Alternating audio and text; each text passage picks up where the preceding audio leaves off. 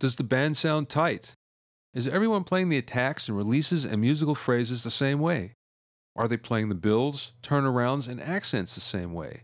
If not, ask every player, how are you playing it? And make sure they're all playing it the same way. Attacks and releases are one of the most overlooked yet most important elements to playing together. The attack part is easy. Everyone starts to play or sing a phrase at exactly the same time and in the same way. It's the releases that are often overlooked. A release is how you end a phrase, and it's just as important as how you start it. Here's an example of attacks and releases. Risk it! Risk it! Risk it! Risk it!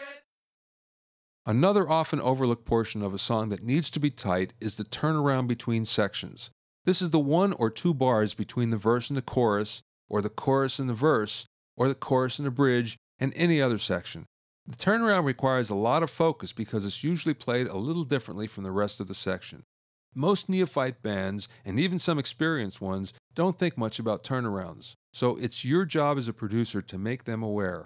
Be sure that every player has an exact part to play and that all parts work together and sound tight. Here's an example of a turnaround.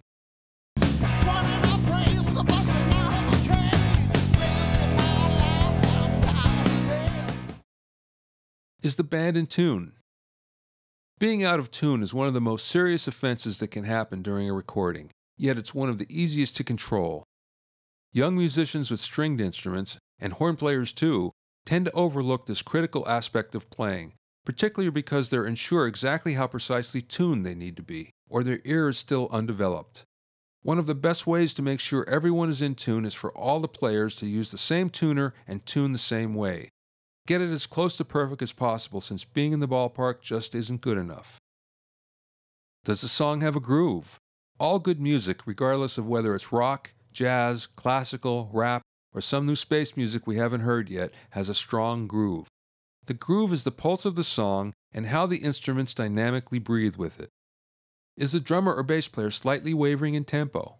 If so, it needs to be fixed by having the bass player and drummer concentrate on the tempo and the way they are articulating together. Is the tempo right for the song? Try the song a BPM or 2 faster or slower and see if it feels better.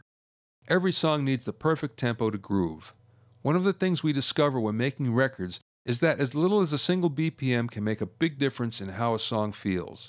Just a little slow and the song seems to drag, a little fast and it feels uncomfortable and becomes difficult to play. That's why it's really important that you establish a song's ideal BPM before you record it. Are the songs in the best range for the singers? Does the singer have trouble hitting all the notes? Does the singer sound uncomfortable singing? And is the sound right for the song? If so, you've got to find the best key for the vocalist to perform the song at her best. The vocals are the center of attention in the song, so make sure that they're given a very high priority.